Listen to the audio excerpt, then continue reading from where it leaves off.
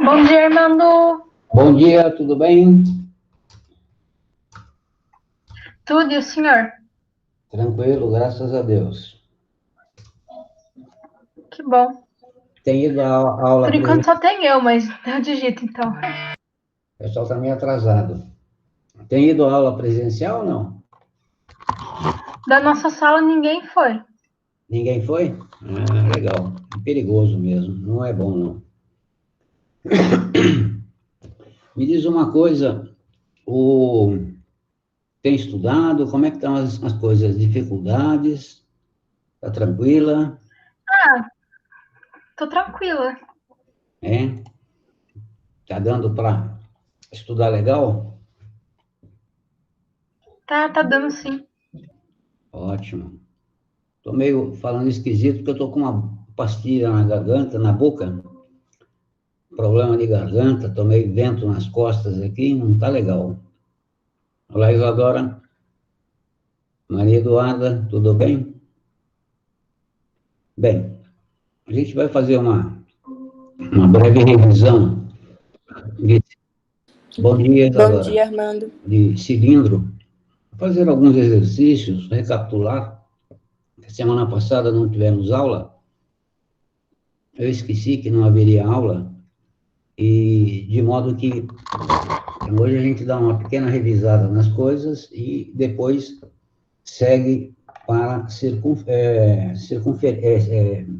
esfera, desculpe. Eu separei uns vídeos interessantes para passar para vocês, muito legal. Esses vídeos eu já uso, eu acho que tem uns 5, 6 anos. Eu encontrei no YouTube, nem tenho mais o link, não sei se ainda está vigorando, mas eu baixei para o meu computador e costumo passar. Por quê? Porque ele mostra os elementos da esfera de uma maneira bem legal, animada, de modo que fica fácil de guardar as formas. Tem muita forma a esfera, né? Mas antes a gente vai trabalhar aí os conceitos de cilindro e cone, né? Então, vamos lá. Deixa eu voltar aqui, deixa eu compartilhar a tela.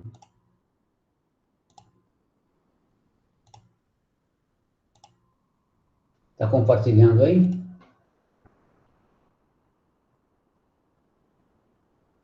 Sim, senhor. Tá. Então, o que nós temos aí? Isso aí foi na aula passada, embora esteja hoje, a data de hoje aqui, mas isso foi na aula passada, né? Então, o que nós vimos na última aula, não passada, porque a passada não teve. Nós resolvemos esse problema do cilindro, por comparação, resolvemos esse problema da garrafa, resolvemos este problema de cone, resolvemos, não me lembro se eu resolvi esse problema do ITA. Eu creio que sim, ou não. Vocês se recordam disso ou não?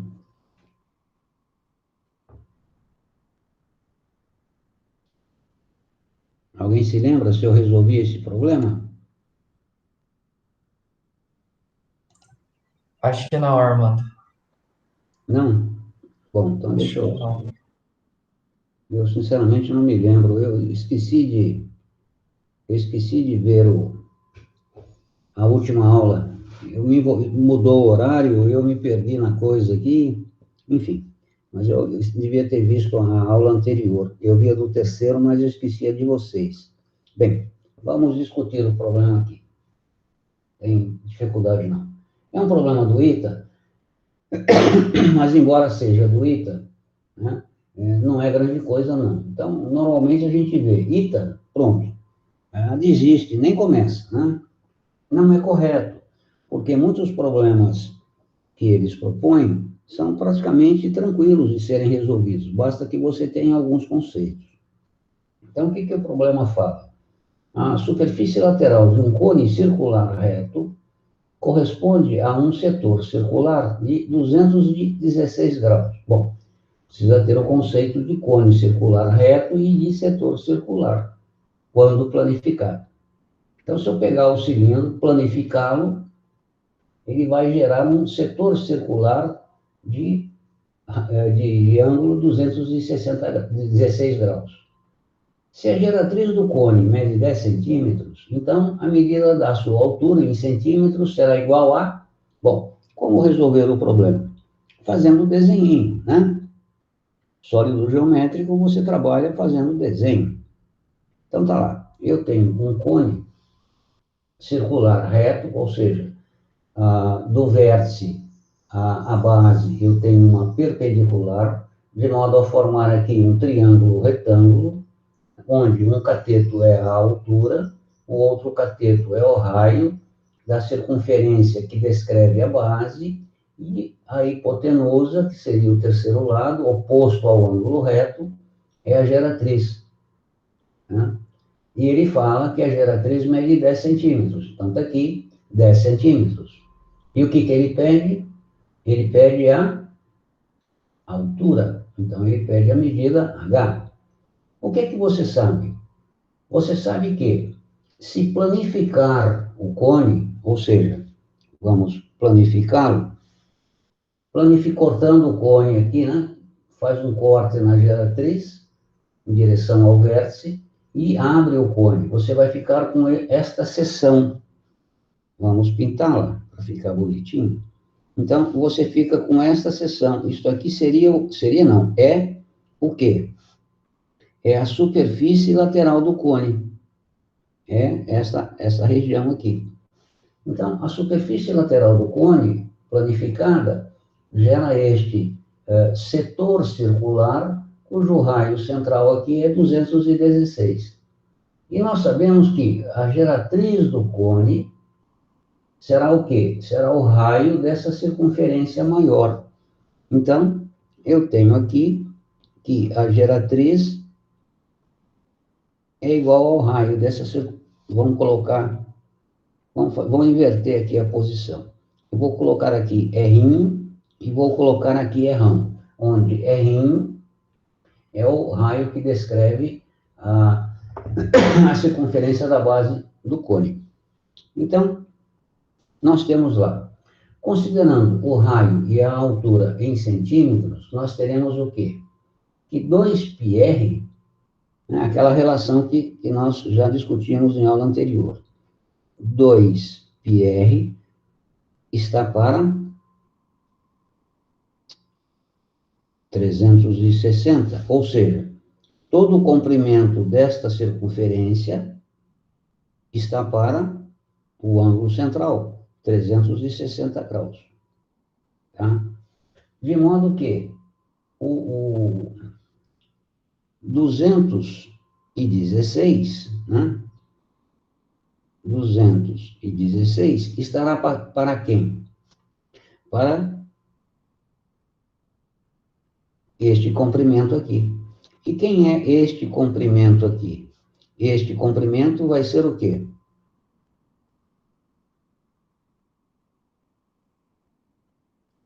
O comprimento da circunferência que descreve a base. Concorda comigo ou não? Só que aqui está R grande, eu vou colocar R pequeno. Então, eu descubro que o R pequeno, né, fazendo esta proporção aqui, eu descubro que o R pequeno é 6. Se o R pequeno é 6, agora pegando este triângulo retângulo. Que triângulo retângulo? Observe. Eu tenho a altura, H, eu tenho aqui, me emocionei. Eu tenho a altura H, eu tenho aqui o R pequeno, e tenho aqui a geratriz que eu sei quanto é. Portanto, eu posso dizer o quê? Que a geratriz ao quadrado será igual a 10 ao quadrado mais o raio ao quadrado. Portanto, caramba, o que eu fiz aqui? Teta 3 ao quadrado será igual a 10 ao quadrado. Ô, Cacilda, mas está ruim hoje. H ao quadrado, né, que é este cateto, mais o R pequeno ao quadrado. Portanto, a geratriz é 10. Será igual a H ao quadrado mais o raio pequeno é 6. Portanto, eu tenho 100 menos 36, né? 100 menos 36 é H ao quadrado. 6 para 10, 4, cai 1, 64 é o H ao quadrado. Então, se conclui que a altura dele será 8 centímetros. Tá certo? Então, o que é que tem que se perceber aqui? Que esta medida, né, este comprimento aqui, deste setor circular, nada mais é do que o comprimento da circunferência que descreve a base. Certo? Deu para entender? E o raio grande da circunferência grandona é a própria geratriz, que é 10 centímetros. Então, está resolvido o problema. Então, embora seja um problema do ITA, não é grande coisa para ser resolvido. Entenderam a ideia? Alguma pergunta, alguma dúvida? Portanto, Tranquilo, irmão. a alternativa é D. Tá? Bom, nós temos 20 alunos na sala, né? Antes de passar para o próximo, eu quero discutir uma ideia aqui com vocês. Eu recebi, já tem uns dias, acho que uma semana ou mais, uma mensagem da secretaria nos seguintes moldes. O aluno ou a aluna, né, tal, está reclamando da nota, verifica para mim. Mas a secretaria não se identifica, quer dizer, veio da secretaria, mas não sei com quem eu estava falando. Aí eu respondi, perguntei para o Zé se ele tinha respondido, se ele tinha recebido, ele falou, também recebi. Falei, mas não se sabe de quem chega a mensagem, por que é que está reclamando, qual é o fundamento, de quem que está reclamando, já que vocês têm dois professores, né? Aí o Zé falou, não, eu também recebi. Aí eu peguei, mandei uma mensagem para quem, devolvendo para a secretaria, com cópia para o Ricardo, pedindo a eles que estabelecessem um protocolo. Qual? Bom, toda vez que qualquer aluno solicitar alguma coisa à secretaria com relação a professor, primeira pergunta que quem receber o e-mail faz: você já conversou com o seu professor? Então, não conversei. Então, vai e conversa. Não, já conversei, mas não resolveu. Bom, aí sim. Aí a secretaria atua. Então, o que eu peço a vocês? Caso vocês tenham alguma dúvida, algum questionamento com relação à correção, descobriram que eu corrigi uma questão errada, descobriram que eu esqueci de corrigir uma questão, enfim, qualquer problema que haja na correção de prova, atribuição da nota, lançamento de nota, o sistema Sofia é uma tristeza para a gente entrar lá e ficar lançando a nota. Você tem que clicar, depois vai dar 3 cliques para chegar no outro aluno, quer dizer, é um negócio meio chato, mecânico, né? E, eventualmente, o que é mecânico irrita, e o que irrita provoca erro. É normal atribuir uma nota errada. E eu não me curto, havendo qualquer problema, resolver de imediato, né? Inclusive me desculpando, se for o caso. Não tenho nenhum pudor, nenhum receio de fazer isso, né? Se erra, arruma e se desculpa. Então, eu Deixa eu só terminar, depois alguém fala. Então, eu peço a vocês, não é uma crítica, é simplesmente uma solicitação para que toda a demanda seja mais rapidamente atendida. Então, o que eu peço a vocês? Qualquer dúvida que vocês tenham em relação a qualquer atitude minha, converse comigo, né? Se a gente entrar num acordo, ótimo, está resolvido. E, via de regra, a gente consegue entrar num acordo. Eu não me recordo de nenhum problema que eu tenha tido com o aluno que eu tenha precisado levar para a secretaria ou para a direção da escola, seja aqui, seja na universidade. Exceto quando o aluno insiste em algo que é impossível. Aí não tem jeito. né? Mas o que for razoável, correto, é resolvido comigo. Se, eventualmente, você tem uma demanda, não importa qual seja, você acha que está certo, você tem o direito de questionar. Se você questiona e não é atendido, seja comigo, seja com outro professor, aí sim, leva o problema à direção da escola ou à secretaria. Olha, eu conversei com o professor, acho que a minha nota está errada e ele não quer mudar. Aí a gente entra numa conversa com a direção. Na universidade, por exemplo, quando acontecem coisas desse tipo, junta 3 professores para analisar a correção que o professor fez na prova do aluno. Chama-se banca. É algo extremamente natural e tranquilo. A banca pode manter ou alterar a nota dada pelo professor. E a mesma coisa se aplica lá na escola. Eu não tenho nenhuma restrição a isso. Ao contrário, inclusive, oriento os alunos lá da engenharia que façam isso. Eles têm direito, né? Exerçam o seu direito. Então, qualquer coisa que tenha, qualquer problema, fala comigo, manda um e-mail que a gente resolve. Este é o primeiro ponto. Mesmo porque eu também nem respondi para a secretaria. Eu falei, eu sinto muito, mas não vou dar resposta, porque você está me falando para fazer algo que eu não sei o que é. Qual é a reclamação do aluno? É específica? Manda ele especificar, manda ele falar comigo. Porque daí quando ele fala, olha, na prova do segundo bimestre, você corrigiu a prova errada, eu vou lá e volto e vejo. Né? Mas a mensagem veio assim, a prova do segundo e do terceiro lançaram, as notas estão erradas. Mas errada onde? Quem que errou? Eu, o Zé? Aonde? Na correção da prova, no lançamento? Quer dizer, é uma coisa muito genérica. E depois tem outro problema. Quando você reclama para a secretaria entra em contato com o professor responde para a secretaria responde para você, essa triangulação não é boa. Por quê? Porque, de repente, eu entendo alguma coisa diferente do que você perguntou para a secretaria, respondo a ela, ela responde para você e as coisas se complicam. Então, ligação direta é a melhor coisa, ok? Portanto, dúvida, fala comigo que eu resolvo. Se não resolver, sem problema, procura o Ricardo, a gente senta, faz uma reunião, eu apresento os meus argumentos, o aluno apresenta os deles, e a gente entra num acordo, tranquilo, na boa, sem problema algum, ok? A segunda coisa é com relação às provas corrigidas. Eu peço a vocês, eu ia colocá-las todas lá no Google Drive, no plural, né? Para que vocês baixassem. Mas daí eu falei, poxa, se eu fosse aluno e a minha prova, eu tivesse ido mal, a minha prova fosse parar lá, onde todo mundo pudesse ver, eu não ia ficar muito contente. Então, eu não vou fazer isso para os meus alunos, porque eu sempre penso em vocês, é uma questão de empatia. Eu faço para o outro aquilo que eu gostaria que fosse feito para mim, e não faço o que eu não gostaria que fosse feito para mim.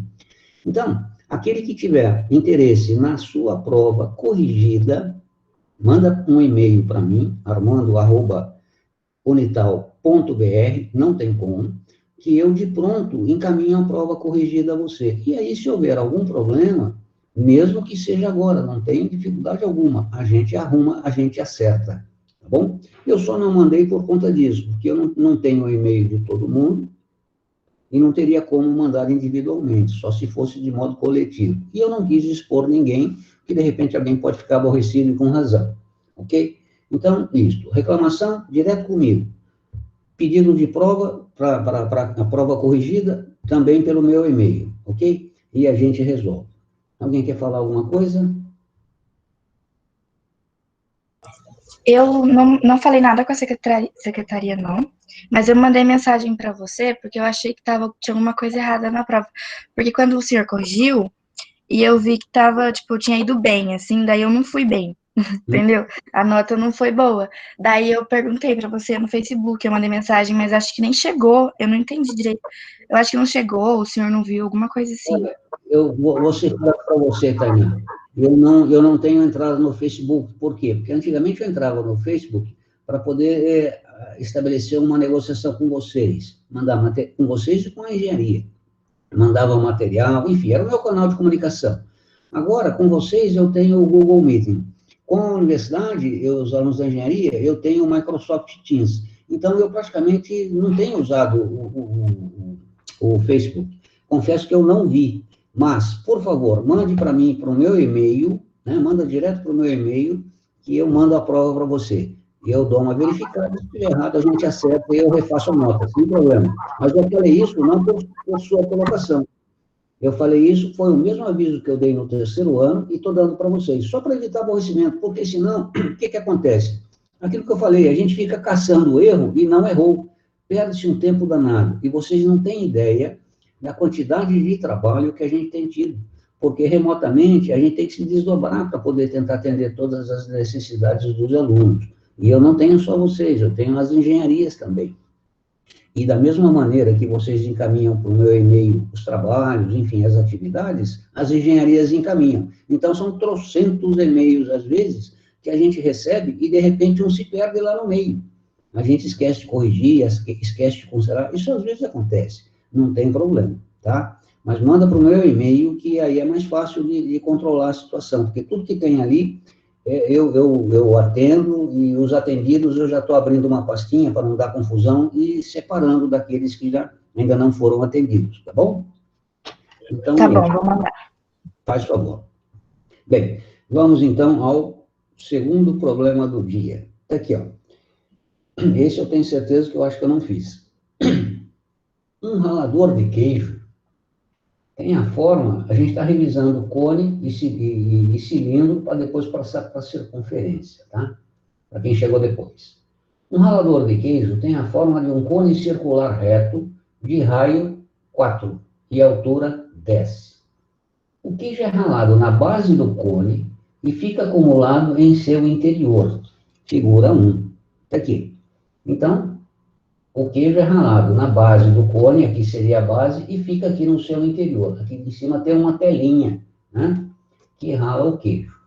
Deseja-se retirar uma fatia de um queijo com a forma de cilindro circular reto, de raio de base 8 e altura 6, né, e desta forma obter dois cortes perpendiculares à base, partindo do centro do queijo e formando um ângulo alfa, conforme mostra a figura 2.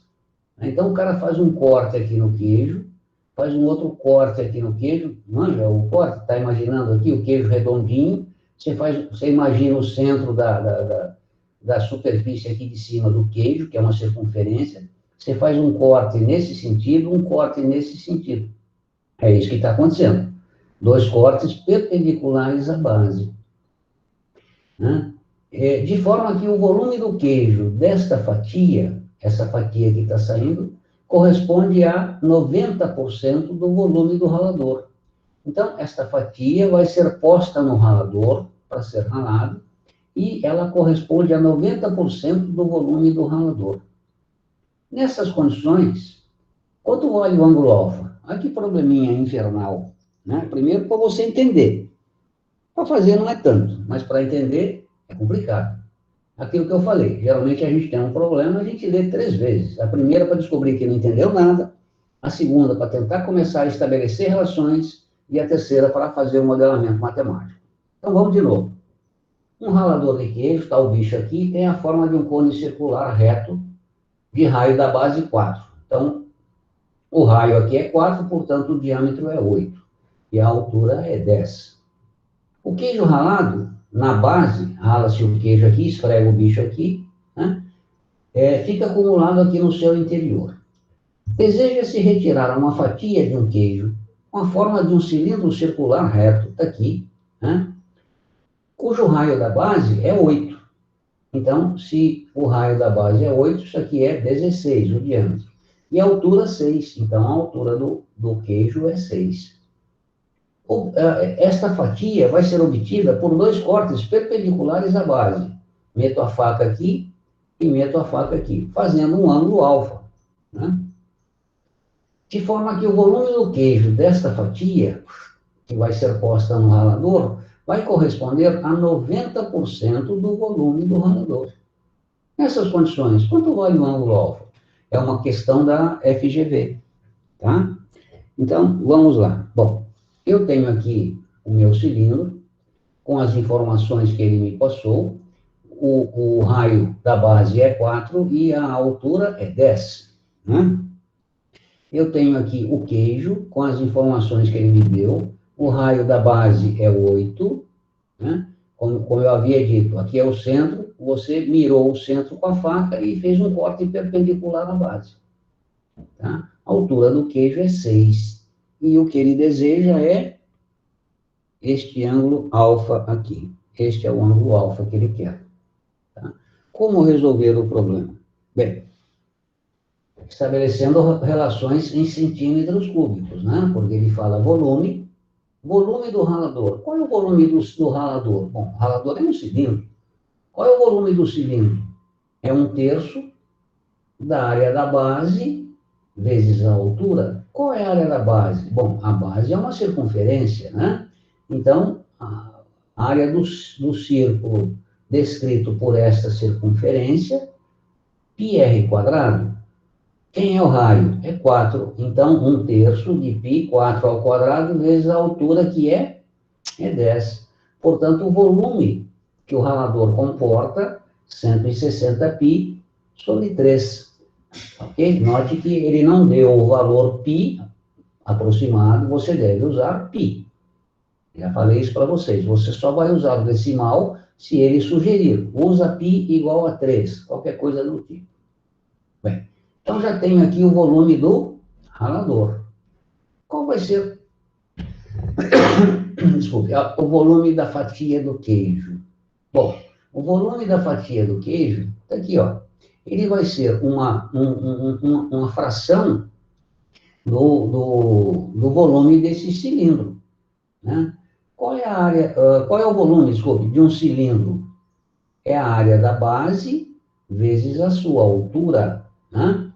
Isso se for o ângulo completo. Mas se for uma fração, eu estabeleço uma proporção. Portanto, vai ser alfa sobre 360, né? π 8 ao quadrado, πr ao quadrado, área da base, vezes 6, vezes a altura.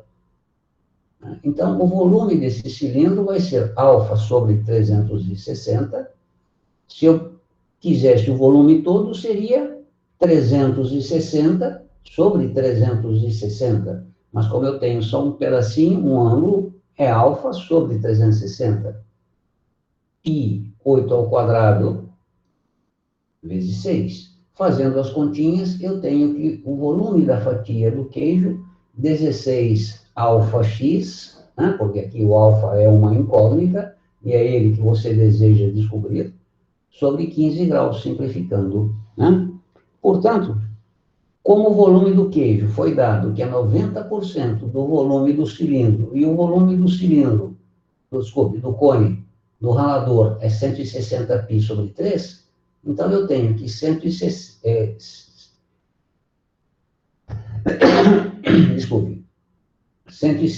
π sobre 3, né? Vai ser o quê? 90%. Portanto, 16 alfa x sobre 15 é 90% de quem? 160 π sobre 3. Note, desculpe, o π cancela o π, né? E eu fico com 16 alfa sobre 5 graus, 144. Levo o 5 multiplicando, trago 6 dividindo, o alfa, 45 graus. Então, determinado o alfa 45 graus como alternativa A. Vocês entenderam como é que foi feito o problema? Sim. Alguma dúvida, alguma pergunta? Por enquanto, não. Posso seguir? Tá. Está aqui. Um cilindro, também da FGV, um cilindro circular reto de altura igual ao diâmetro da base, né, está inscrito em um cone circular reto. O cone tem diâmetro 10, altura 12, e seu eixo de revolução coincide com o eixo do cilindro. O diâmetro da base do cilindro será quanto? Bem, aquilo que eu falei. Você tem um texto e você tem que associar este texto a um desenho. Tá? Então, vamos ler novamente e fazer as associações. Um cilindro circular reto de altura igual ao diâmetro da base. Vou lá e faço um cilindro circular reto. Está aqui, ó. A altura dele, né, VC, é igual ao diâmetro da base. Tudo isso aqui, certo? O cone tem diâmetro 10. Se tem diâmetro 10, tenho aqui o meu cone, do centro até este ponto é 5, né? É 5. E a altura 12. A altura é 12. E aqui dentro eu tenho o cilindro que é inscrito, né, neste cone. Certo? E lembre-se, esta altura, este diâmetro. Tá? O que ele quer? O diâmetro da base do cilindro. Bem, o que podemos fazer aqui? Observe, eu tenho aqui do ponto V ao centro da circunferência que descreve a base, ligando o ponto D e voltando para o ponto V, eu tenho um triângulo retângulo grandão. Do vértice à tampa, né, do cilindro, ponto A, ligando com o ponto B, que é a tangente, né, a geratriz do cone tangencia aqui, eu tenho um outro triângulo retângulo pequeno. De modo que se tudo isso aqui é 12, se a altura é o diâmetro, a altura é 2 vezes o raio. Portanto, a altura deste cone menor, 12 menos 2R. Tá? Isto aqui quem é? AB é o raio da circunferência do cilindro, da base do cilindro. Portanto, aí eu posso fazer teorema de Thales, uma relação de proporção. Sendo R o raio da base do cilindro, por semelhança entre os triângulos, quais? VAB,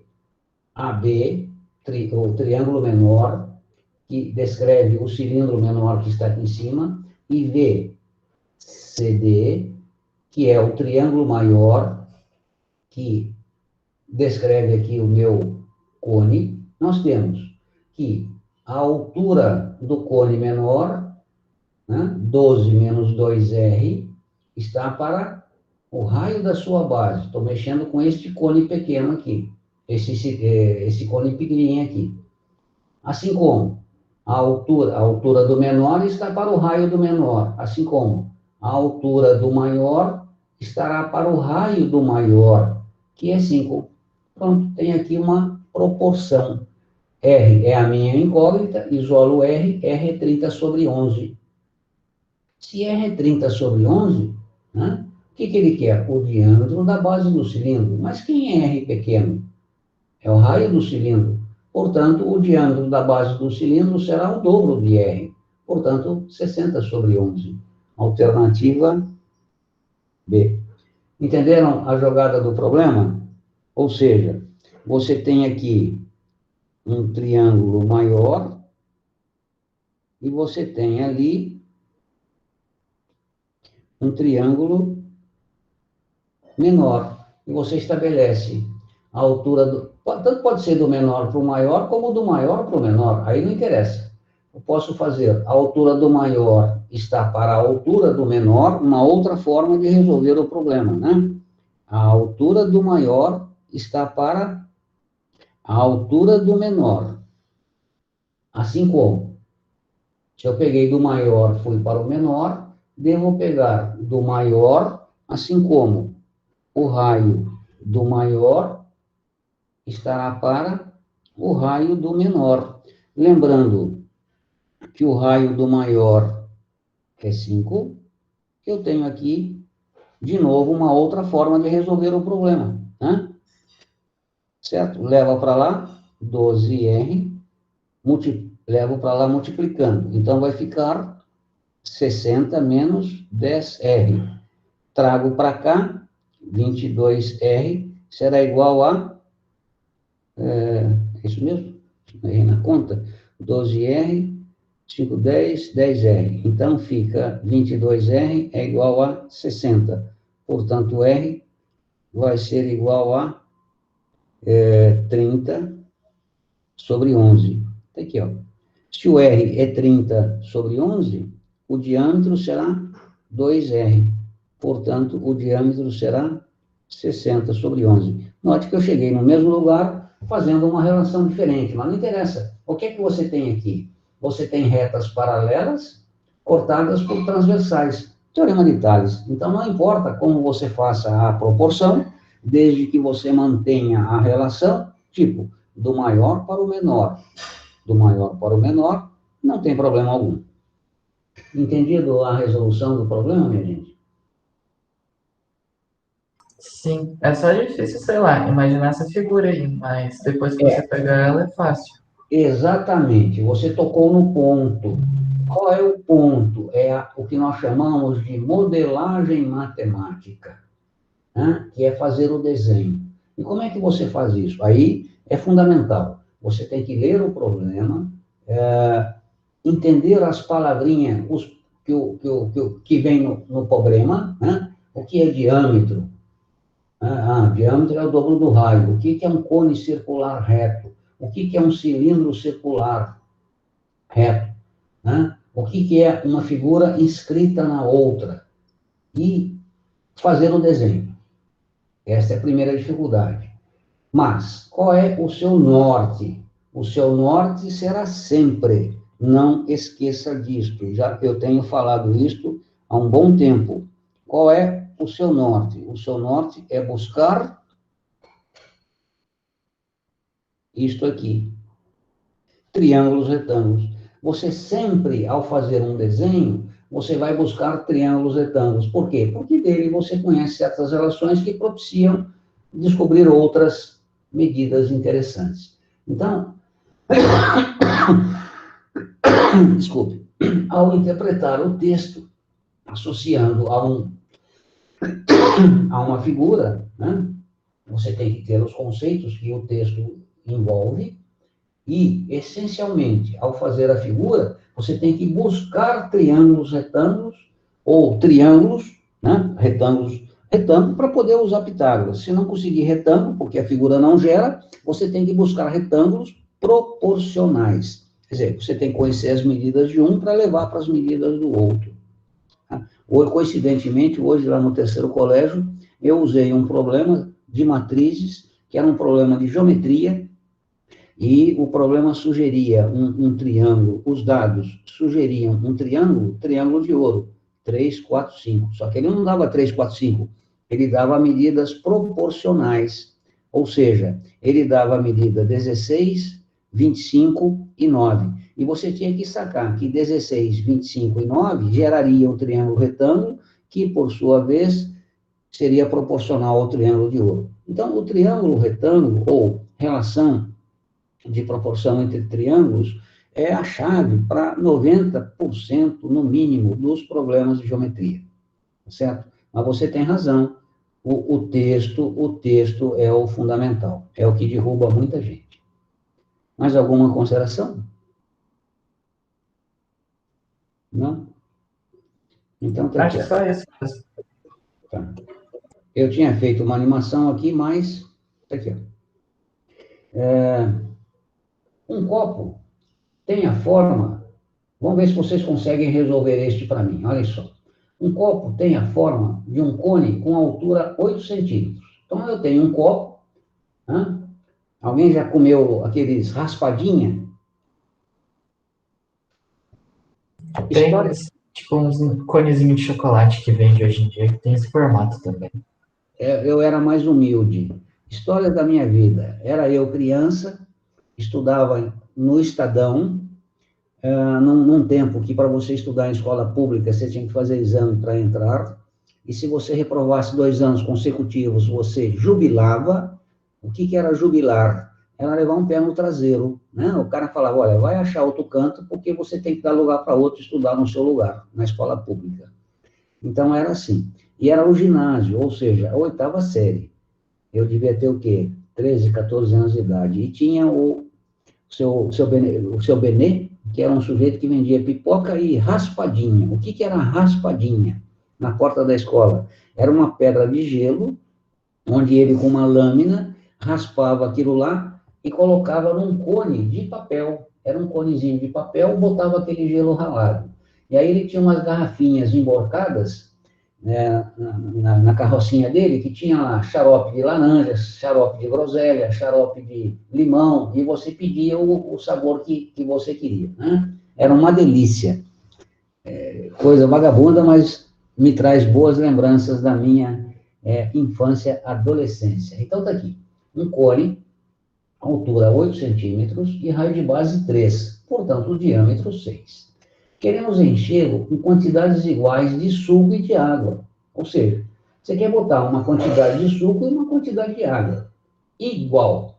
Só que tem um problema. Por quê? Porque você não pode se basear pela altura. Por quê? Porque o diâmetro, né, à medida que o cone aumenta ou diminui, dependendo da relação onde você vai, muda. Portanto, você não pode se basear na altura. Se fosse um cilindro, meio a meio, né? Mas não é o caso. Então, queremos encher com quantidades iguais de suco e de água.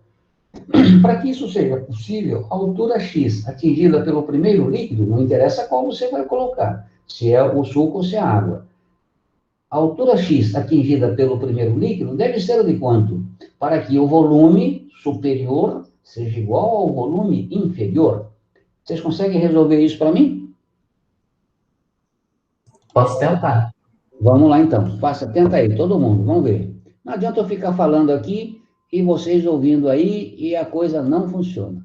Por favor. Tenta ver o que é que sai aí. Dou uns minutinhos para que vocês tentem.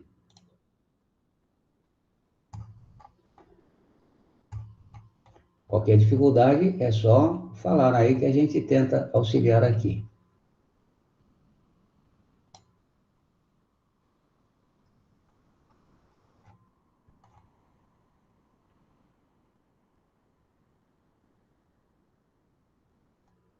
Ele não é difícil, não. Ele é simples, mas você tem que pegar a sacada do enunciado.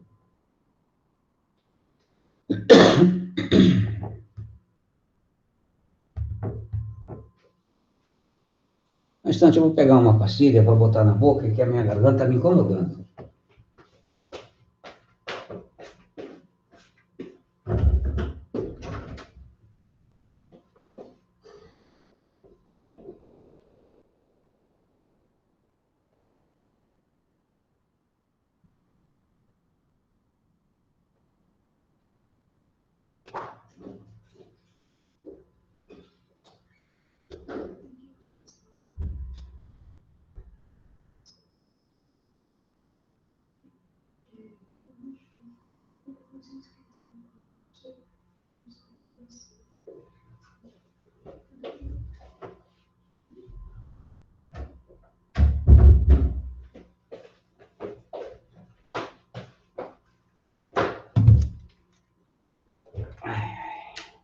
E aí, alguma coisa? Ah, não consegui fazer ainda não, irmão. Arriscou alguma coisa ou não? Ah, tipo, eu tava tentando tirar a hipotenusa, quer dizer, a hipotenusa do feixe do copinho, na lateral do copinho, a geratriz, sabe? Uhum. Porque buscando triângulo retângulo. Aí eu fiz que g ao quadrado é igual a h ao quadrado mais um raio ao quadrado, que é o que eu tenho. Uhum. Mas ainda tava fazendo, tipo, não sei se tá certo. Uhum. Alguém mais quer fazer alguma consideração? Bem, vamos lá. Deixa eu fazer uma pintura aqui que fica mais legalzinho. Vamos supor que eu tenho aqui o primeiro líquido. Não interessa se suco ou se água. Falar meio estranho que eu estou com uma pastilha aqui para ver se para o arranhar. Então, eu tenho aqui o primeiro líquido que eu coloquei, né?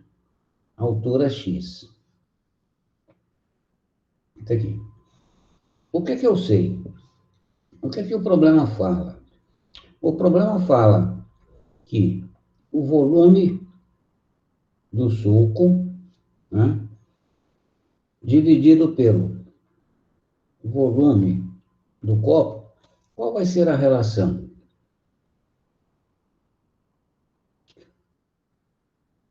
Vai ser uma relação de volume. Então, x 8 ao cubo. qual é a relação que há entre o volume de suco e o volume de copo? Entenderam a pergunta? Entendi. A gente tem que achar o volume agora. Não precisa. Não? Não, não há necessidade. Qual é a relação entre esse volume vermelho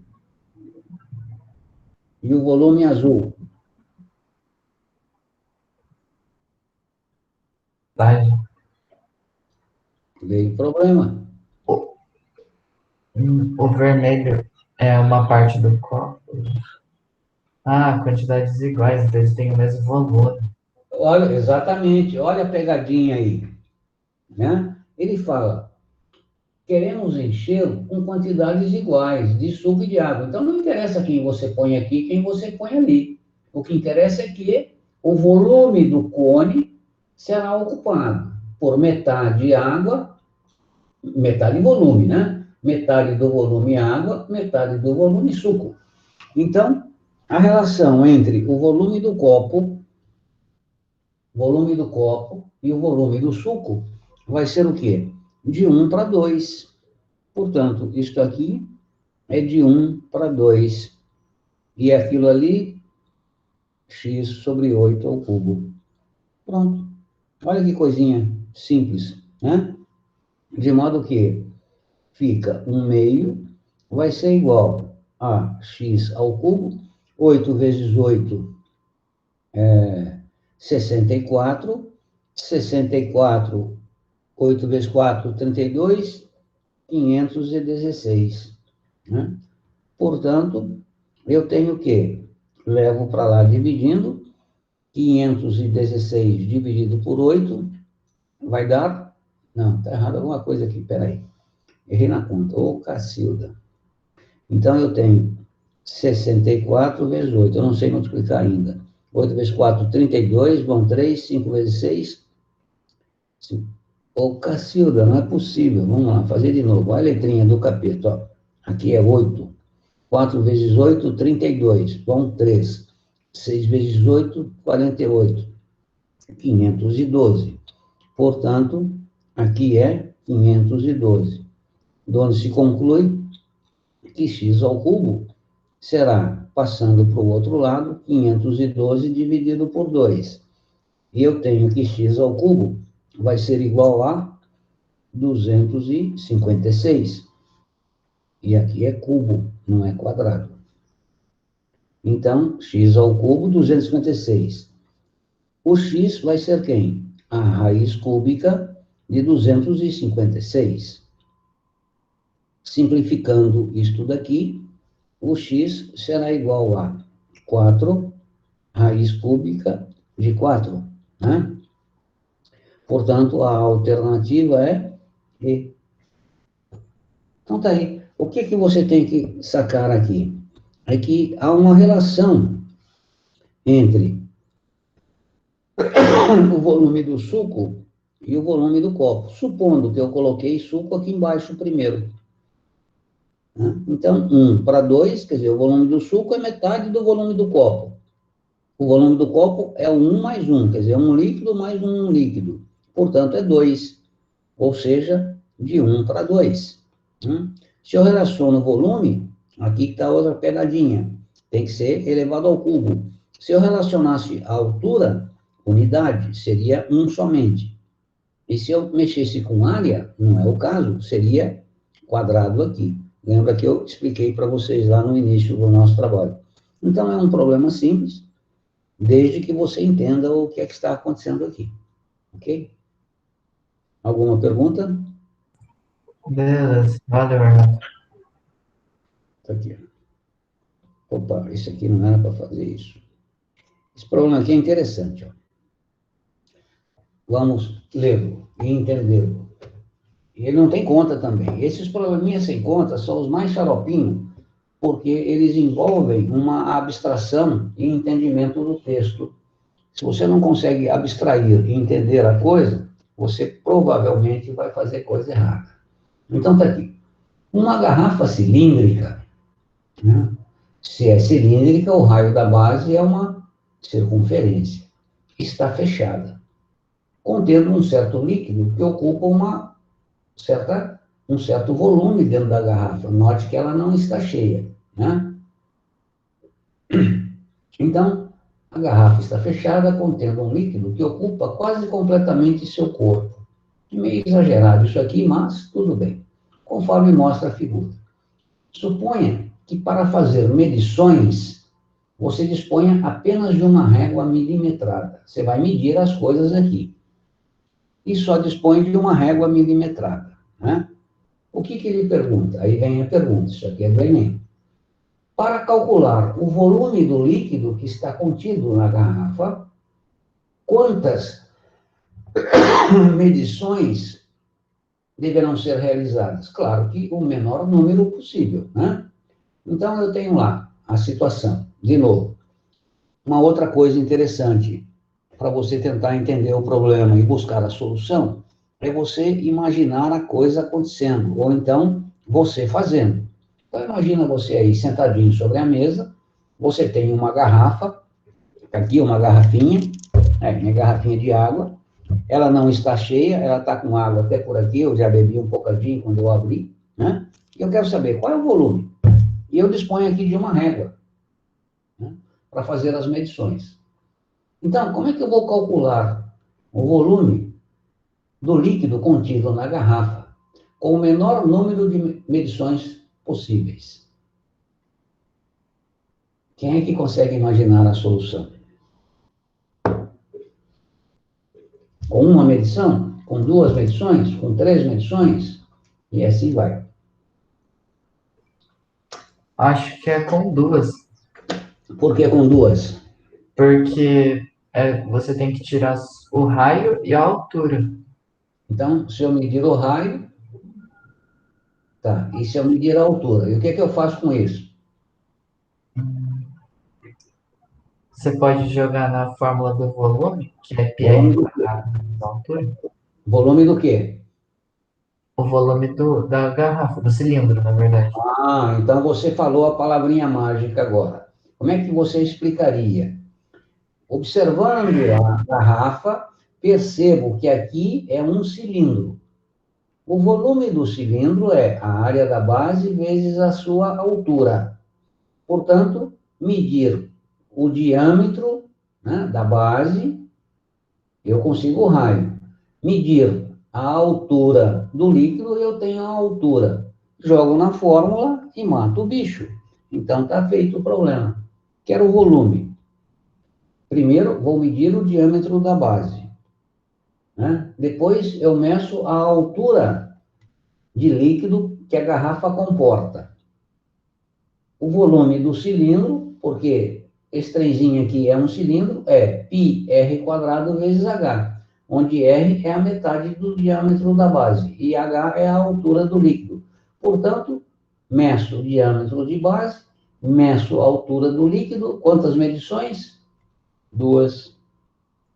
Portanto, eu faço duas medições para eu obter o volume do líquido. É uma questão do Enem. Veja, não tem conta, mas ela tem conceito envolvido. Qual? Volume de um cilindro, imaginar uma situação. Então, uma forma... Eu tinha muita dificuldade em entender esses problemas. Não, até hoje eu tenho. Então, como é que eu tento vencer essa dificuldade? Eu me imagino executando a ação. Quer dizer, estou olhando aqui para uma garrafa, imagino uma garrafa na minha frente, a garrafa tem uma certa quantidade de líquido. Como é que eu faço para descobrir o volume? E dessa forma fica mais fácil o entendimento. Todos entenderam isso, minha gente? Alguma pergunta? Posso seguir? Pode seguir, mano. Ficou claro, então, para você? Ficou. Tem que usar a palavra correta para explicar. Exato. É isso que é importante, vocês desenvolverem vocabulário. Por quê? Para que, ao expressar uma ideia, esta ideia seja compreendida por quem ouve, né? Por quem te ouve, porque senão você usa palavras inadequadas e a ideia é compreendida de forma inadequada, inclusive pode gerar problema. Você quer um exemplo prático disso? Nos dias atuais, quem é que não sabe usar as palavras e só fala bobagem não é que só fala bobagem, mas quando fala parece que está falando bobagem. Quem é que você poderia citar?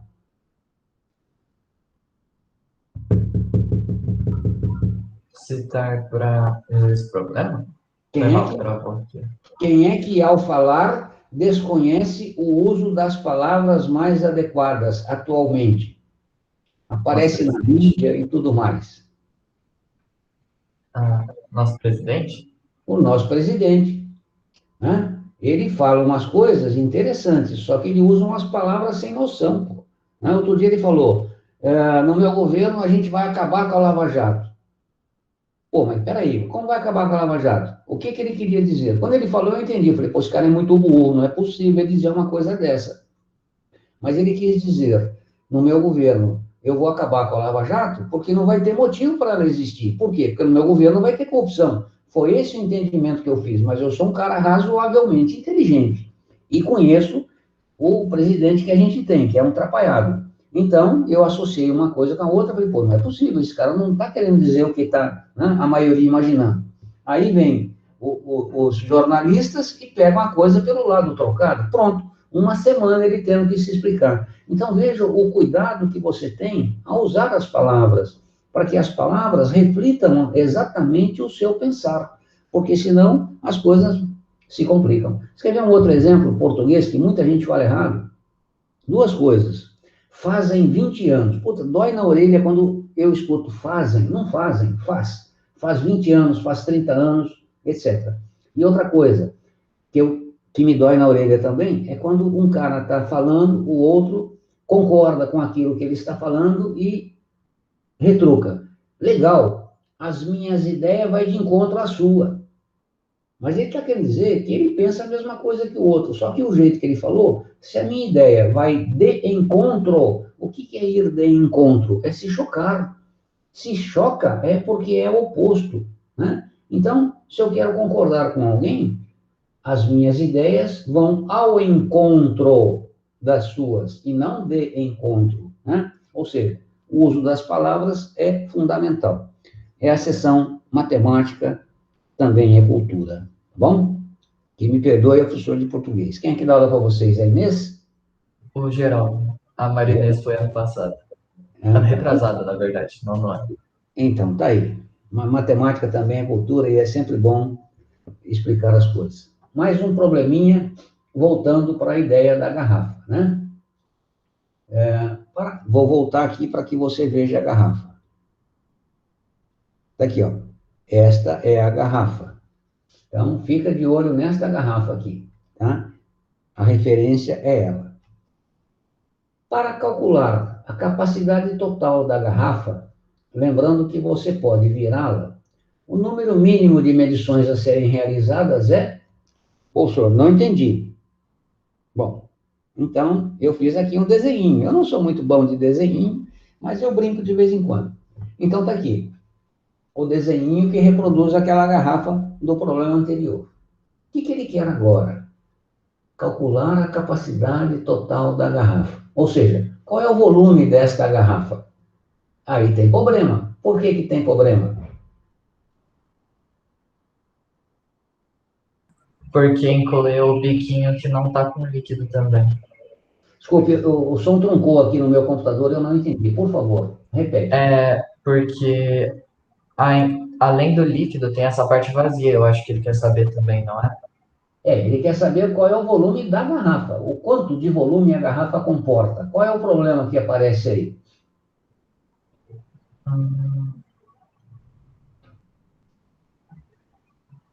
Não sei.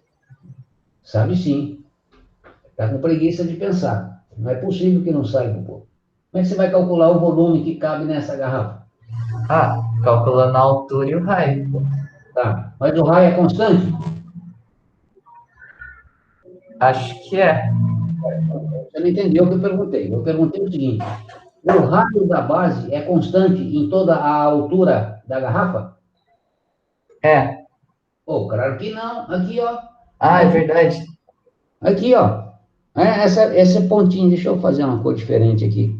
Como que é igual, pô? Você bebeu o que tinha na garrafa, não é possível. Tá vendo aqui? Porra, é diferente. Então, o que eu concluo? Que esta garrafa não é um cilindro uniforme. O que é um cilindro? É aquele que tem a área da base igual à área da tampinha lá em cima. E lá em cima não é. Então, eu não posso calcular aqui. Não tem, na verdade, não tem fórmula para isso, né? Não existe uma formulação para isso. Mesmo porque aqui tem uma rolha. Olha só que praga. Tem uma rolha. E a rolha, se você sabe o que é uma rolha, e se você já viu uma rolha dentro de uma garrafa, você sabe que a rolha, ela é meio um tronco de cone. O desenho do capeta. Aqui, ó. A rolha é mais ou menos isso. Tá certo? Esta é a rolha. Quer dizer, como é que você vai... E aqui entra a boquinha da garrafa. Olha lá. Aqui entra a boquinha da garrafa. Então, como é que você vai calcular este líquido que está aqui, ó? Essa parte aqui é complicado, né? Mas não interessa, você tem que calcular. O que o problema fala? Nestas condições, como é que eu vou calcular o quanto de volume cabe nesta garrafa? Como é que eu faço isso? Imagina, se eu desse esse problema para você se virar e resolver. Tá aqui, ó. Tá vendo aqui a minha garrafinha de água? Sim, dá para ver. Então, quanto é que cabe de volume aqui dentro? Hoje aqui, essa parte aqui é complicado calcular, né? É. Não é fácil. E como é que você faria? Veja que o problema dá uma dica. Que dica ele dá? Lembrando que você pode virar. Você pode virá-la. Então, nós podemos fazer a brincadeira de duas maneiras, né? Vamos ver o que poderia ser feito. Primeiro, eu vou medir o diâmetro da base. Segundo, eu vou medir a altura do líquido. Com o diâmetro da base e a altura do líquido, o que é que eu consigo? Eu consigo o volume de líquido que está aqui. Concorda comigo? Concordo. Entenderam o meu raciocínio? Aham. Com essas duas coisas, eu consigo o volume do líquido, né? Ok? Aí eu pego e viro a garrafinha, emboco a garrafinha. Olha aqui, ó. Caramba, velho, fica. O que aconteceu? Olha. Sobrou um tanto aqui de ar. Tá vendo a minha garrafinha aí? Tô vendo. Olha lá. Sobrou um tanto de ar. Então, sobrou uma quantidade de ar. Aí eu virei a garrafinha e meço a coluna de ar que sobrou aqui. E o que é que tem aqui, ó? Se você observar bem, se você observar bem, este pedacinho aqui, o que é? Este cilindro também, não. É um Cilindro. cilindro. E você tem condições de calcular a sua altura e o seu diâmetro, que na realidade é o diâmetro da base. Sacou a ideia? Como é que é interessante? Sim. Caramba, verdade. É simples, mas complexo ao mesmo tempo. Você tem que ter imaginação. Por exemplo, se eu sou como é que se diz? Um recrutador, preciso de um cara ligeiro no pensamento para resolver problema. Porque, veja só, quando você vai recrutar alguém, uma empresa vai fazer o recrutamento de alguém, necessariamente, você não precisa ter grandes conhecimentos. Por quê? Porque a empresa vai querer que você desenvolva trabalhos específicos. Então, ela vai treiná-lo para que você faça aquilo. E, eventualmente, até muito interessante, que você não tenha grandes conhecimentos. Porque se você tem grandes conhecimentos, você tem grandes convicções. E, consequentemente, essas convicções, de repente, são vícios que a empresa não quer que você tenha. Traduzindo, é muito mais fácil você fazer um burro novo mudar o passo do que um burro velho como eu. Né? Então, na empresa, o que é que se deseja? Criatividade, saída de problemas, e não grandes conhecimentos. Por quê? Porque ele treina você e você acaba fazendo o que precisa ser feito. Então, está aqui um belo exemplo de um problema a ser dado, né? Eu daria num grupo de pessoas que vão lá disputar um cargo de trainee de engenheiro. Então, ele mediu a garrafa, mediu o diâmetro, da base, mediu a altura do líquido. Com isso, ele tem o volume do líquido que cabe aqui. Ele emborcou a garrafa, mediu a coluna de ar, ele já tem o diâmetro, calcula este volume de ar. O que significa isto? Que o volume da garrafa vai ser o quê? O volume do líquido mais o volume do ar. Portanto, com 3 medições, 1, 2, 3, ele consegue determinar o volume da garrafa, mesmo a garrafa tendo essa diferença daqui para cima num S-bin, né? Note que tudo isso aqui, daqui para cima, não é cilindro. Então, você não tem como formular isso. Entenderam o problema? Viram que interessante? Portanto, com 3 medições, você mata o bicho. Uma questão do, Enem. Alguém não entendeu? Eu explico novamente. Ficou de boa para mim, Armando. Mas eu só estou dando aula para você, cara. Fico triste, quer dizer, eu fico contente de estar participando, mas ao mesmo tempo eu fico triste porque é só para você. Eu queria trabalhar com todo mundo. Eu estou carente de gente, eu estou com problema. Estou precisando de psicólogo. Está aqui. Bom, com isto, eu dou por encerrado a nossa apostila que trata lá do assunto, apostila 3 e o início da apostila 4. Ô, gato, vai para lá, gato. E a gente vai discutir hoje, passaram os vídeos, começar as ideias de esfera, né? Então, qual é o nosso objeto de conhecimento? Conceito de esfera. A esfera como um lugar geométrico e como sólido de revolução. O que é sólido de revolução? Imagine uma circunferência, você estabelece, segura em cima, segura embaixo, uma moedinha e dá um toque nela para ela girar. Ao girar a circunferência, no caso o círculo da moeda, você tem o sólido geométrico conhecido como esfera, né? Uma vez que você tem o conceito de esfera, quais são os elementos que constituem a esfera? A gente vai discutir isso, e são vários. Depois, as seções da esfera, ou seja, pedaços da esfera, calota, gomo, a gente vai ver umas coisas lá, né? Então, serão os objetos do nosso conhecimento. Área da superfície esférica e volume da esfera, ou seja, qual é o volume de uma bola, né? Qual é a área de couro que eu gasto para construir uma bola, já que uma bola de futebol é uma esfera. O que é um hemisfério, desculpe. O que são hemisférios? O que é fuso esférico e cunha esférica, né? Pensando numa laranja, a gente vai associar a esfera a uma laranja, vai descobrir o que é cunha.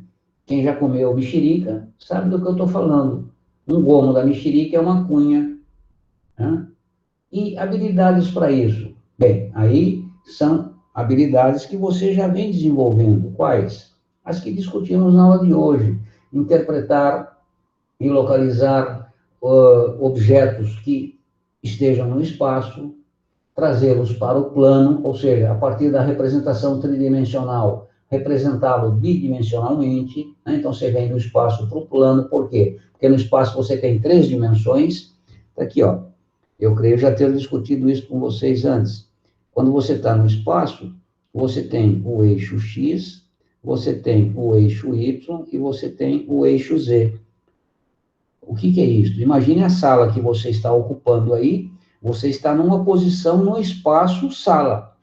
Pegue uma referência, canto de parede, olhe para a porta, você vai ver, olhando para a porta, à sua esquerda, a linha do chão com a parede, é o eixo X. Olhando para a porta à direita, a linha do chão com a parede, é o eixo Y. Olhando para a porta, a outra linha que desce do teto ao piso, é o eixo Z. Você está sentado numa mesa, imagino eu, sentado numa mesa, não, sentado numa cadeira, olhando para uma mesa, dentro desse espaço. A sua cabeça, por exemplo, está a uma certa distância X, uma distância Y e uma altura Z. Ou seja, a sua cabeça é dada por 3 funções. Para eu saber onde está exatamente a altura da sua cabeça e mandar um míssil, um papelzinho, eu tenho que conhecer a sua posição para que eu não erre. FX x, y, z. Ou seja, essa função depende das 3 variáveis. Estou no espaço. E trabalhar com variáveis, 3 no caso, é muita coisa. Então, o que é que a gente faz? A gente traz isto para o plano XY. Né? Opa, mas isso é coisa do capeta. Não é. Acabamos de resolver. O que é que nós fizemos naquele problema aqui, ó? Está aqui, ó. Nós tínhamos um problema no espaço, que é o cilindro, incluso, né, no cone. Transformamos algo tridimensional em algo no plano e resolvemos o problema. Então, é isto que nós precisamos fazer aqui, eventualmente, quando trabalharmos com a esfera. Pegar o bicho que é tridimensional, trazê-lo para o plano e resolver os probleminhas. Bem, para isto, eu poderia mostrar aqui os conteúdos, mas eu acho muito mais interessante compartilhar com vocês uns vídeos que eu tenho guardado para esta ocasião. Só um instante. Deixa eu só achar aqui. Eu tinha separado. Cadê você? Ah, está aqui. Achei. Então, vamos lá. Veja se está compartilhando aí, por favor. Está compartilhando? Tá, sim. De matemática, geometria espacial, de castanheira. Tá, eu vou ampliar aqui. Espera aí. Para que ele pegue a tela toda. É muito bacana.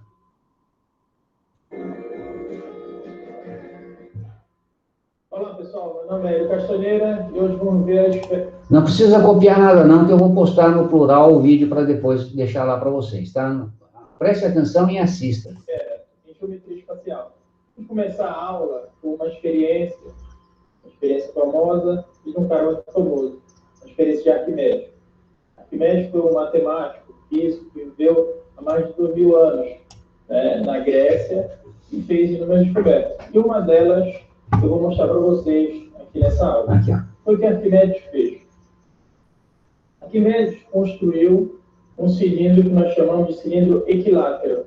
O que é um cilindro equilátero? O cilindro equilátero é aquele cuja altura é igual ao diâmetro da base. Ele fez tipo um balde, vamos supor. E encheu de água esse cilindro, né? Encheu de água até a borda. Vamos supor, ele colocou aí dentro 3 litros. Então, o volume desse cilindro equilátero, vamos supor que é de 3 litros. Tá? Isso é um exemplo. Podia botar aí 30 litros, 10 litros, 60 litros, tanto faz. Apenas um exemplo. Os cálculos ficarem mais didáticos. Tá? Existe um princípio também que leva o nome de Arquimedes, que é o princípio de Arquimedes, que nós sabemos que o volume submerso, né, é igual ao volume deslocado. Quer dizer o seguinte, se eu pegar esse giz aqui, como esse cilindro está cheio até a borda, e submergir, lógico, vai transbordar a água aqui. E o que vai transbordar? O volume exatamente desse giz.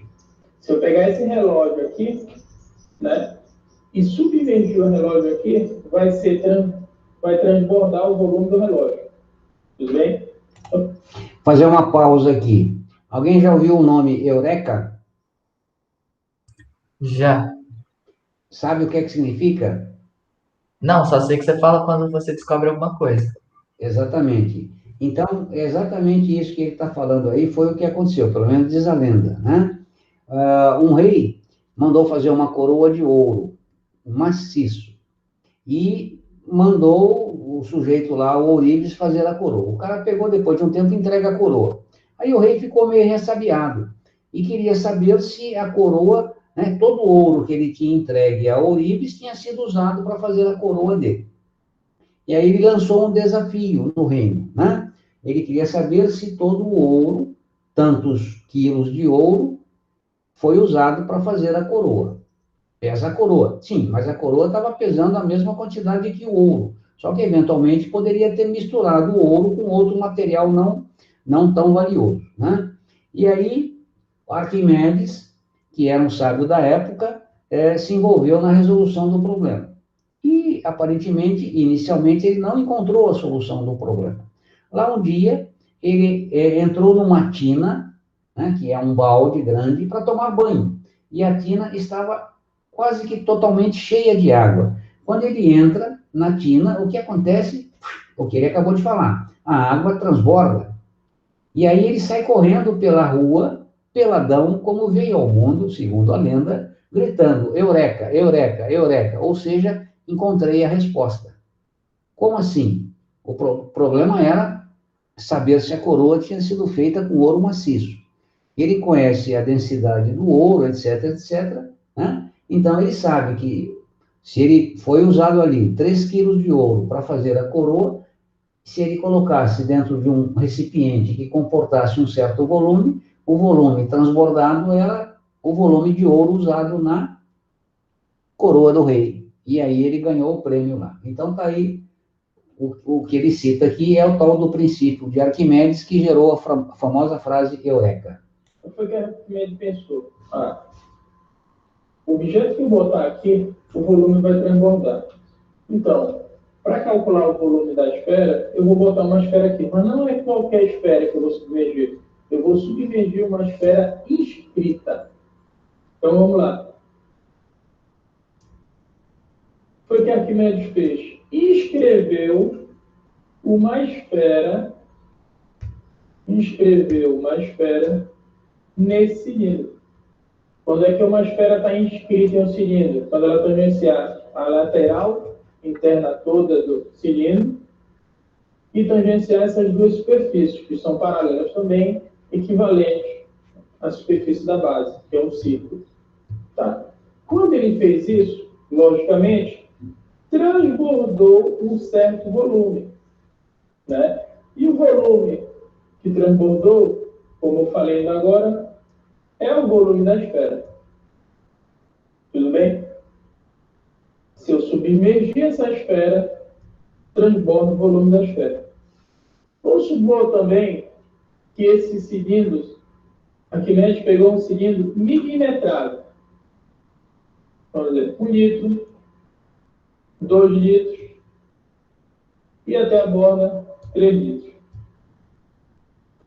Quando Arquimedes submergiu essa esfera, transbordou o volume da esfera. Tudo bem? Logo em seguida, Arquimedes tirou essa esfera de dentro do cilindro e verificou a quantidade de água dentro do cilindro. Então, vamos fazer aqui a situação depois. Tá? Então, depois que ele tirou a esfera de dentro do cilindro, ele verificou que a água que ficou dentro do cilindro correspondia a 1 litro de água. Então, isso quer dizer o seguinte: tinha 3 litros, botei a esfera, transbordou o volume da esfera, tirei a esfera, verifiquei o volume de água restante dentro do cilindro. 1 litro. Se ficou 1 litro, quer dizer o quê? Transbordou 2 litros. Então, o volume da esfera é igual a 2 litros. Simples assim. Agora, verificar o seguinte. Vamos pensar em fração. 1 litro representa que fração de 3 litros? 1 litro representa 1/3 de 3 litros. Então, se ficou 1/3, transbordou quanto? Transbordou 2/3 do total. E a gente verifica aqui que isso significa 2 litros. O que é esse 3 litros? Esse 3 litros é o volume do cilindro equilátero. Então, olha a conclusão que nós vamos chegar. Que o volume da esfera é igual a 2/3 do volume do cilindro equilátero que ela está inscrita. Essa relação aqui é super importante. A maioria dos alunos não dá muita atenção para isso. Mas é uma questão que ele diz: dado o volume de um cilindro de 30 litros, qual é o volume da esfera inscrito esse cilindro. Lógico, o volume da esfera é 2/3 do volume do cilindro. Se o cilindro tem 30 litros, lógico que a esfera vai ter o quê? 20 litros. Então, é uma questão simples, depois que a gente vê essa dedução, que foi feita por Arquimedes. Que Arquimedes achou tão brilhante essa dedução, que ele pediu para botar na lápide dele a imagem da esfera inscrita no cilindro, segundo o historiador Plutarco. É o que nós temos sobre história da matemática. Mas vamos continuar aqui. Como eu sei que o volume da esfera é 2/3 do volume do cilindro equilátero, vamos agora aqui para o lado calcular o volume do cilindro equilátero. O volume de qualquer cilindro é a superfície da base vezes a sua altura. Tudo ok? Superfície da base. Nós sabemos que um cilindro, a superfície da base, é um círculo. Então, πr ao quadrado.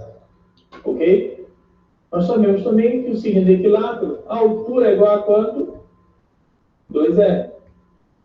Então, nós vamos chegar à conclusão que o volume do cilindro equilátero vai ser igual a 2πr ao cubo.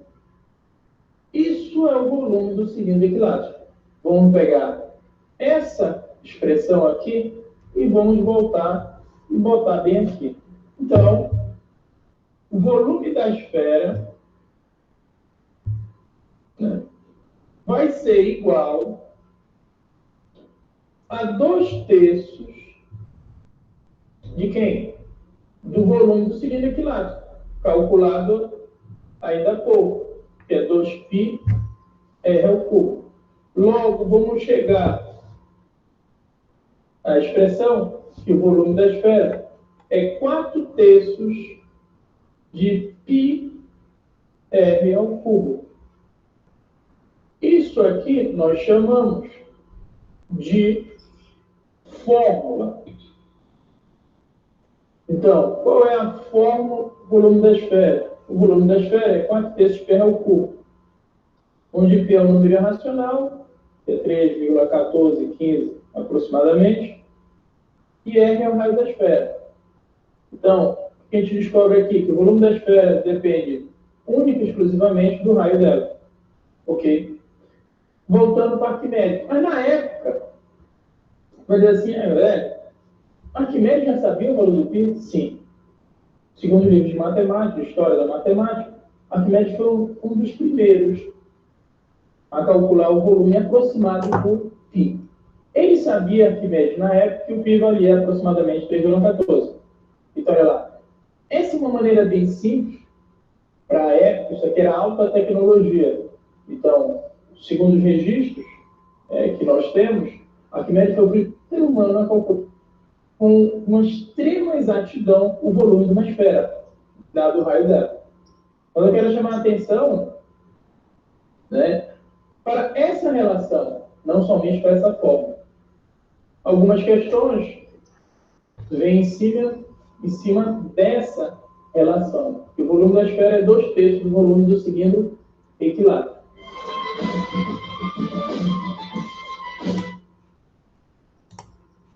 Viram o vídeo? Vi. Bacana, né?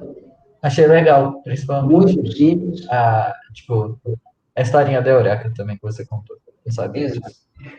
E ele cita Plutarco, é outro filósofo que precede Arquimedes, e grego também, e faz lá as anotações contando a história da vida. E ele cita também livros sobre história da matemática, mas ele não cita autor. Um autor muito conhecido é o Carbonnier, né? Vou mostrar para vocês como é que se escreve aqui, peraí.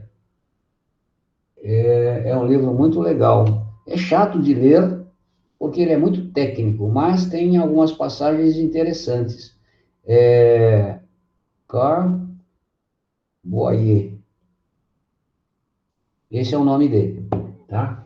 É um livro bem famoso e conhecido, Carbonnier. Bom, vou passar mais um outro vídeo aqui. Preste atenção aí. É rapidinho. Olá, bem-vindos ao quadro. Na passada, nós conhecemos as esferas e os elementos que a formam. O que a gente vai discutir agora? Lá você viu o volume, né? Como é que se calcula o volume de esfera. Agora aqui a gente vai apresentar alguns elementos que constituem a esfera.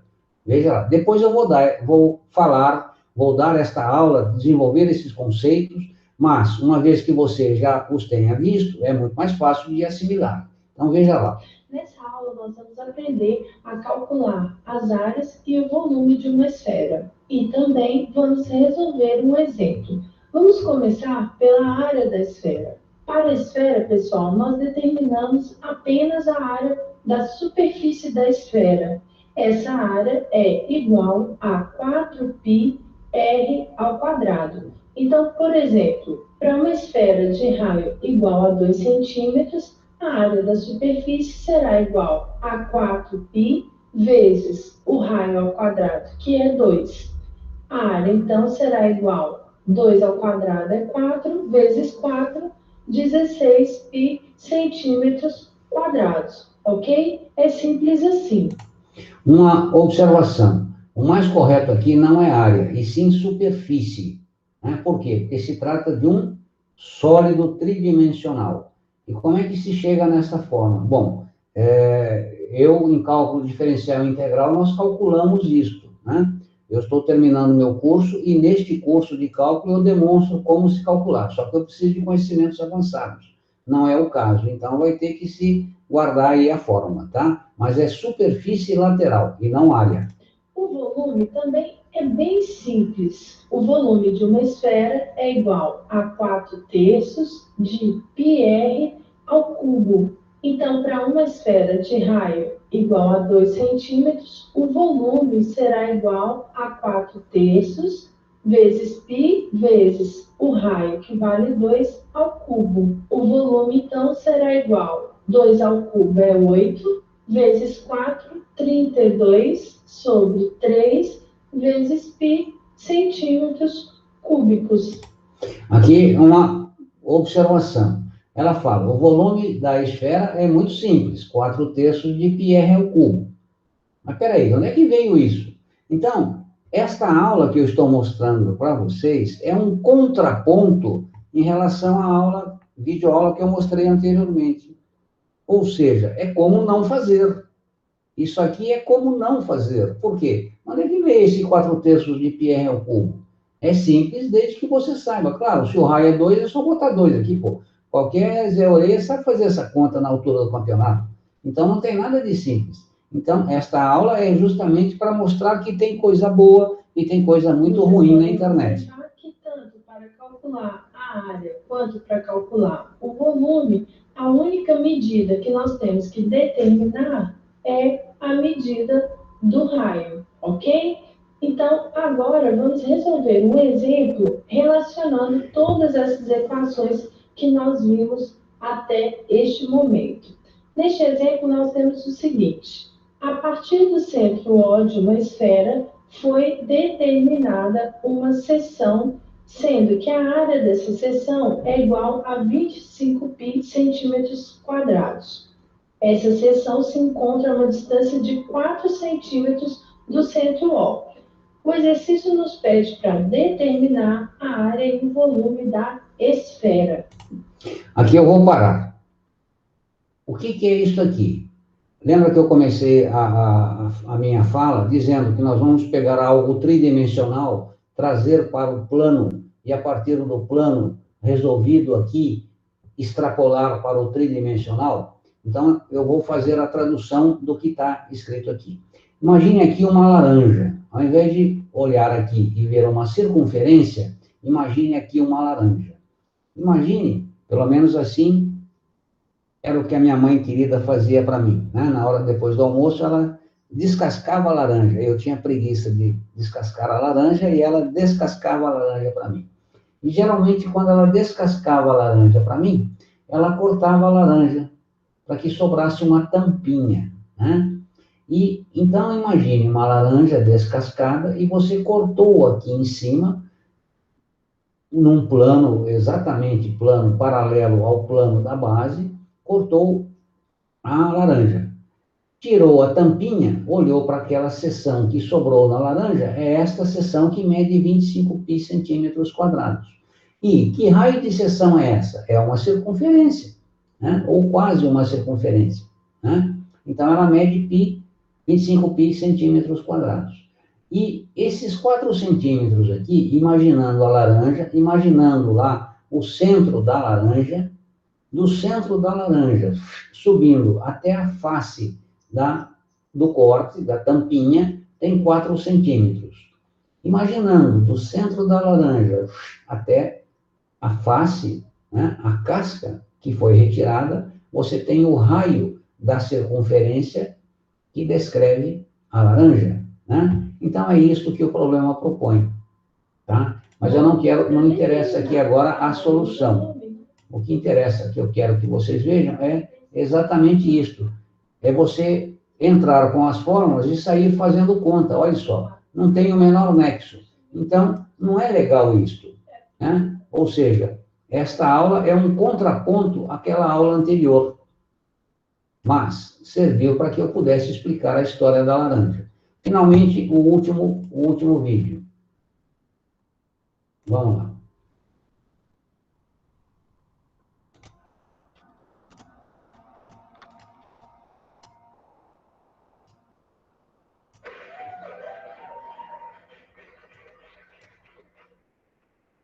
A esfera é um sólido de revolução. Imagine que nós temos um semicírculo girando em torno do seu eixo, ok? Aqui eu posso ter um semicírculo ou aquela história da moeda que eu falei. Você prende a moeda, né, aqui em cima e aqui embaixo e dá um toque na moeda aqui. O que acontece? A moeda gira. Então, eu posso pensar na esfera como sendo o giro de uma circunferência ou ainda, de modo mais simples, por questões de conta, uma semicircunferência. Ao girar uma semicircunferência, eu gero um objeto tridimensional conhecido como esfera. Em torno do diâmetro, e quando essa figura girar nesse sentido, nós formaremos uma esfera. Ao formarmos a esfera, a gente vai pegar e vai definir o seguinte: em uma esfera, todo segmento que sai do centro e vai até uma extremidade é o raio da esfera.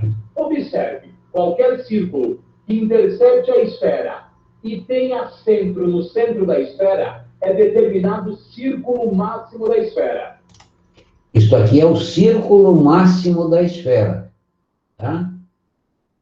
A gente pode fazer um corte na esfera e determinar um outro círculo, que é um círculo mínimo, entenda. Círculo máximo tem centro no centro da esfera. Círculo mínimo é qualquer outro círculo que você tenha traçado nessa esfera. Seria a tampinha da laranja que eu falei lá, né? Cortou a laranja, arrancou essa tampinha, sobrou isso aqui para você mastigar. Ok? Agora, o círculo mínimo possui um raio Rzinho. E aí a gente vai dizer o quê? Que a distância entre os centros acaba formando um triângulo retângulo. Aquilo que eu falei, você pega a figura tridimensional, né, vai trabalhar lá no plano e, invariavelmente, você vai atrás de um triângulo ou retângulo. Por quê? Porque do triângulo retângulo você conhece propriedades. Ou então, 2 triângulos para que você estabeleça a proporção. Ao admitirmos isso, a gente vai usar Pitágoras. Raio da esfera ao quadrado é igual a distância ao quadrado mais Rzinho ao quadrado, ok? Essa é a secção da esfera. Agora, além disso, área e volume. Área de uma esfera é 4 que multiplica π vezes raio da esfera ao quadrado. Volume de uma esfera é 4 que multiplica π vezes o raio da esfera, tudo isso dividido por 3. Fácil de guardar, olha só. O volume da esfera, foi o que eu mostrei primeiro, 4/3 πr cubo. Volume é cubo. De novo, para memorizar, 4/3 πr cubo. Cubo porque é volume. Área ou superfície é 4, não tem mais o 3 porque não é cubo. Aí, ó, sai o 3. mantenho 4, saiu 3, porque não é cubo, e onde era cubo vira quadrado. Então, este processo, chamado processo mnemônico, foi que eu usei para guardar isso aqui. Guardei primeiro o volume da esfera, 4/3 πr cubo porque é volume, e quando eu mexo com área, saiu 3, tanto o 3 do expoente como o 3 da fração, do denominador. E sobra, por ser área, r², 4πr². Então, é uma forma de memorizar a superfície de uma esfera. Ok? Temos aqui área e volume de uma esfera.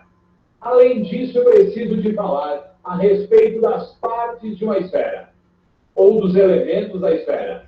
Para começar, eu preciso que você imagine uma laranja perfeitamente esférica. E lembre que dentro da laranja ela é dividida em gomos. Ok? Dentro da laranja ela é dividida em gomos. A partir daí, a gente vai pensar no seguinte: fuso esférico é a casca sobre um gomo, conforme a gente vê na figura. Aqui, a laranja mexerica. Fuso esférico é a casca do gomo. É a casca. Só esse pedacinho aqui, né? Fuso esférico é a casca sobre um gomo, enquanto que cunha esférica é o gomo propriamente dito. Aqui, ó. A cunha é o gomo. Né? Então, a cunha é o gomo da mexerica. O fuso é a casquinha que você não tirou do gomo. Faz de conta que você é apressado, enfiou o dedão aqui e já separou as bichinhas. Saiu um gomo com a casca. A casca é o fuso. A cunha é o gomo. Note que tanto o fuso quanto a cunha precisam de um ângulo de abertura partindo do centro da esfera para que os mesmos existam. E aí a gente vai pensar no seguinte: o fuso esférico é a casca, então o fuso tem área. A cunha esférica é o gomo propriamente dito, então a cunha esférica tem volume. Vamos usar uma regra de 3 bastante simples, vamos dizer... Entenderam? O fuso é casca, superfície, área. A cunha é gomo, portanto, tridimensional, portanto, volume. Agora ele vai estabelecer uma relação entre uma coisa e outra, tendo como ponto comum o ângulo alfa. O que é o ângulo alfa? É aquela história do corte do queijo, né? Você tem aqui o ângulo central e o gomo é um pedaço do ângulo central. Tá certo? Por exemplo, se a mexerica tem exatos 12 gomos, quanto mede o alfa?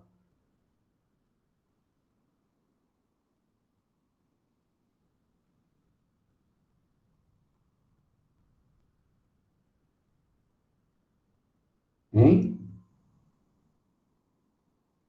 Perdão, Armando. Tá travando muito a minha internet.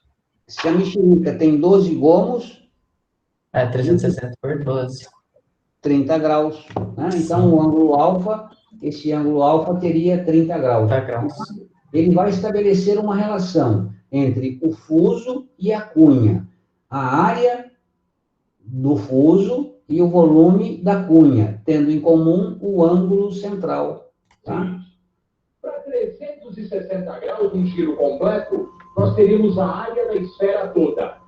Para um ângulo alfa, nós teremos apenas a área do fuso esférico. Da mesma forma que, para 360 graus, eu teria o volume de toda a esfera.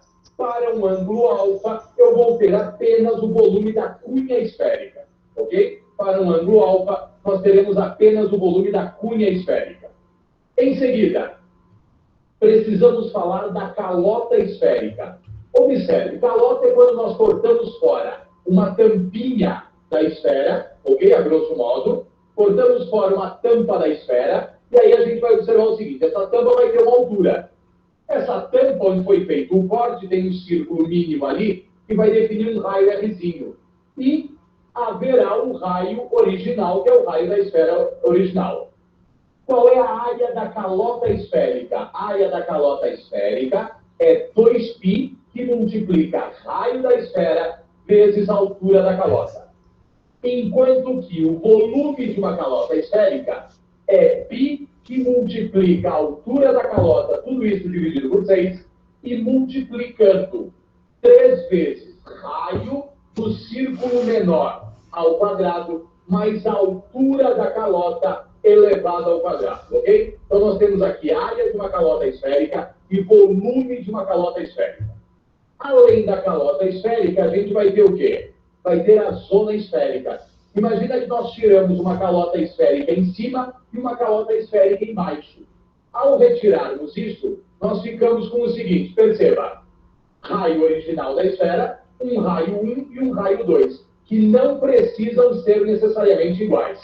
A gente vai dizer que a área da zona esférica é 2 que multiplica π vezes o raio da esfera vezes a altura da zona, ok? 2 que multiplica π vezes o raio da esfera vezes a altura da zona. E vamos dizer que o volume da zona esférica é π vezes a altura da zona, tudo isso dividido por 6, que multiplica, atenção, 3 vezes raio 1 ao quadrado mais raio 2 ao quadrado, tudo isso mais altura ao quadrado. Bom, vocês estão vendo que tem muitas fórmulas e tudo mais. Eu vou deixar esse vídeo lá, falta aí 30 segundos para terminar, mas esses são os elementos que constituem o nosso objeto de estudo, que é a esfera. Eu vou, na próxima aula, retomar isso aí, explicar alguns conceitos, demonstrar os que forem possíveis, alguns serão impossíveis de serem demonstrados nessa fase. Infelizmente, vai ter que haver a memorização das fórmulas para que a gente resolva o problema. Então, eu sugiro que vocês assistam estes vídeos que eu vou postar lá no Plural e façam uma leitura prévia no módulo 23, para que haja maior facilidade de entendimento na próxima aula. Tá bom, minha gente? Alguma pergunta? Se não, eu encerro por aqui. Não, ficou bem claro, irmão. Acho que tá de boa. Tá? Gostaram dos vídeos? Gostei, eles são bem explicativos, dá para ajudar bastante na hora de fazer exercícios, esclarece Exato. bastante. O segundo foi mais para mostrar o contra-exemplo, né? Sim. E eu gostaria que, antes que vocês saíssem, que digitasse o nome no chat aí para poder marcar a presença. Eu estou com 8 pessoas aqui, 8 mais um eu, significa que tem 7 alunos. Então, digitar o nome. Agora, por favor. Lucas, Maria Eduarda, quem mais? Eu agradeço a presença de todos, bom fim de semana. Qualquer dúvida é só entrar em contato comigo por e-mail, que eu vou ter o maior prazer em atendê-los, ok? Até mais, minha gente. Beleza, valeu, irmão. Tamo junto. Tchau, tchau. Tchau, irmão. Tchau, tchau.